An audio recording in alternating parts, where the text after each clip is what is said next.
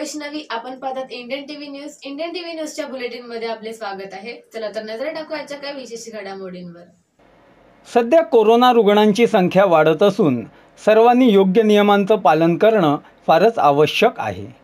सदर रोगापासून आपला बचाव कसा करावा, तसेच याची लक्षणे जाणवल्यास नेमकं काय करावं, कोणत्या तपासण्या कराव्यात, काय काळजी घ्यावी, असे प्रश्न अनेकांना सतावत आहेत.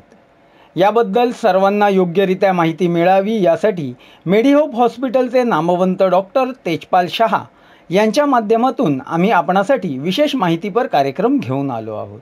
डॉक्टर तेजपाल शहा हे फारच निष्णात डॉक्टर असून त्यांनी MD मेडिसिन केलं आहे.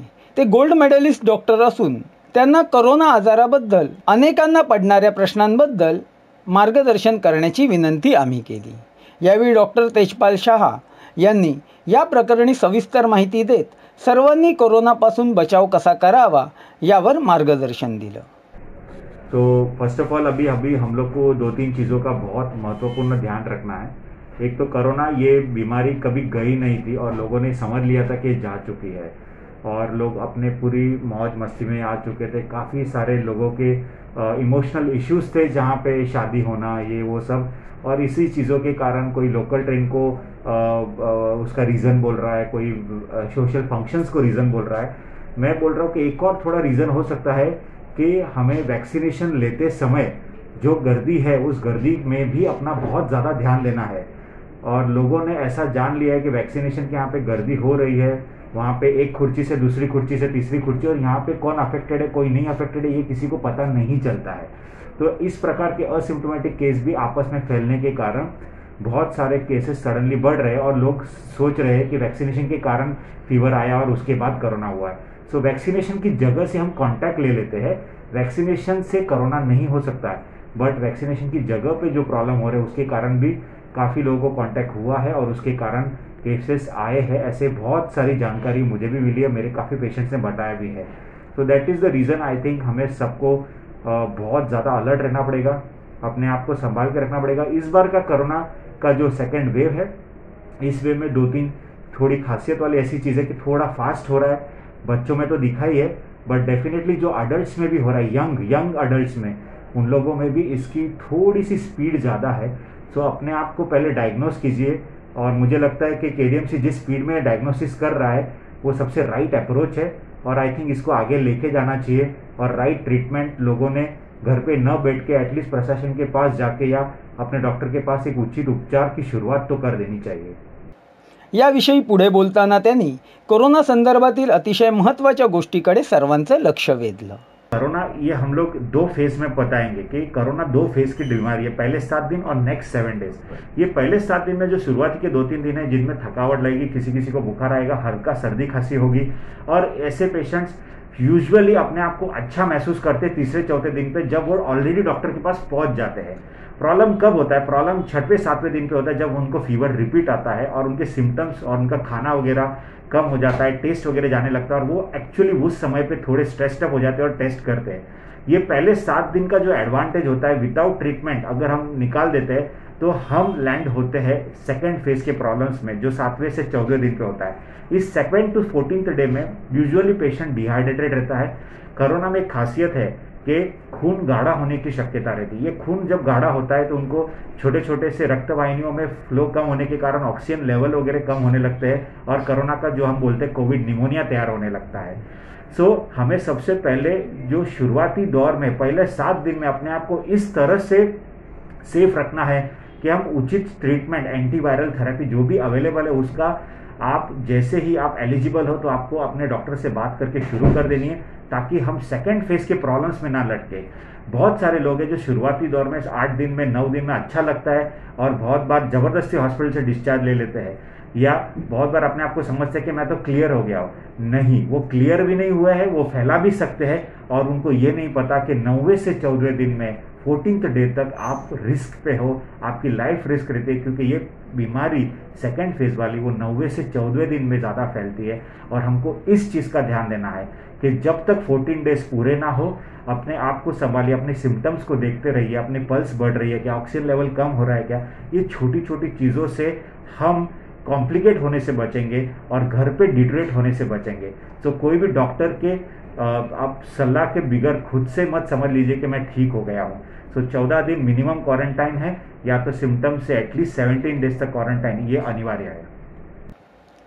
कोरोनाची लक्षणे आढळल्यास अँटीजेन तसेच RT-PCR टेस्ट या करणे आवश्यक असल्याचं मत त्यांनी यावेळी व्यक्त केलं।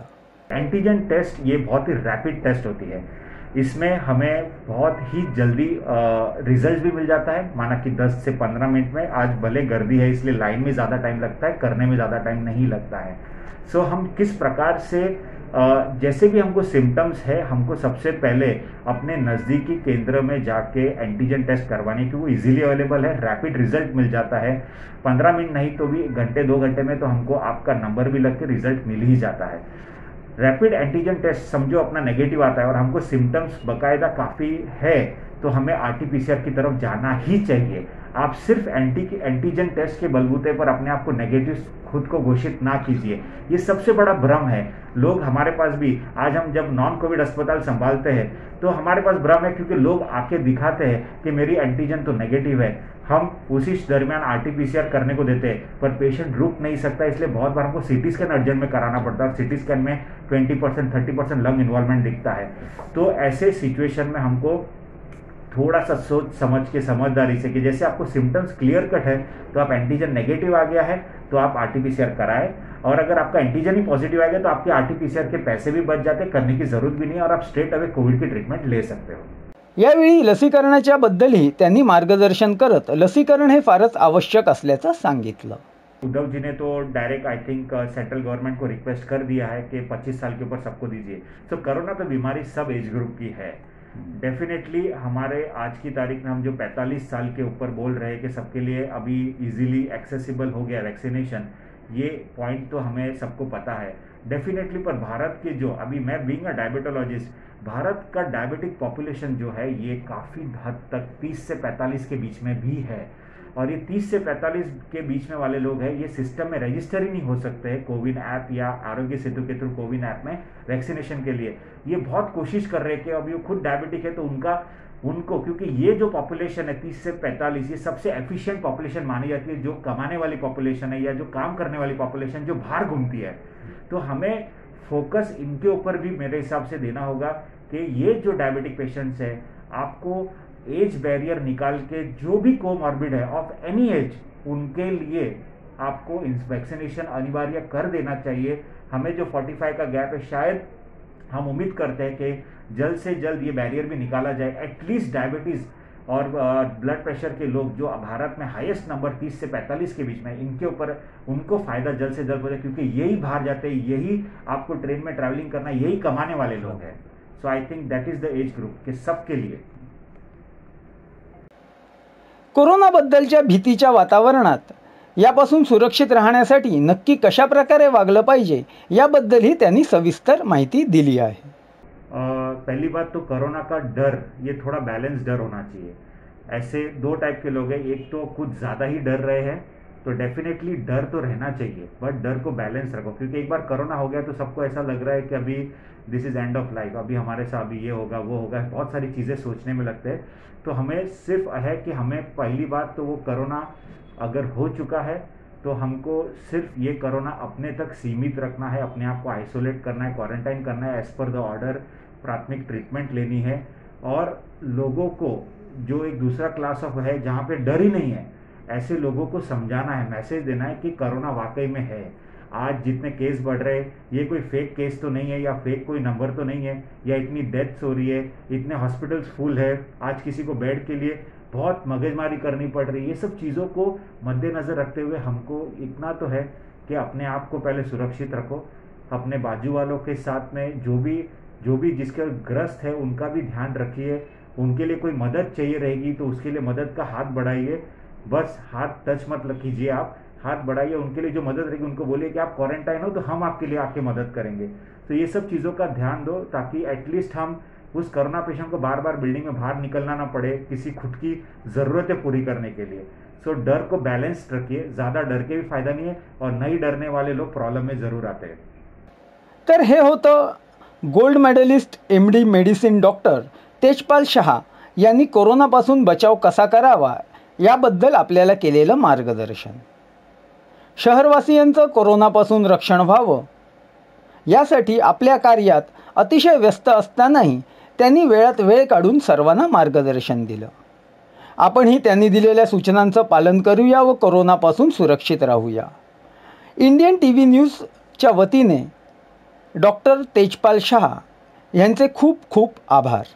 Bureau report, Indian TV news. या होत्या इंडियन टीव्ही न्यूज. तुम्हाला आमच्याशी संपर्क साधायचा असल्यास स्क्रीनवर दिलेल्या क्रमांकाशी संपर्क साधू शकतात. 9320420420.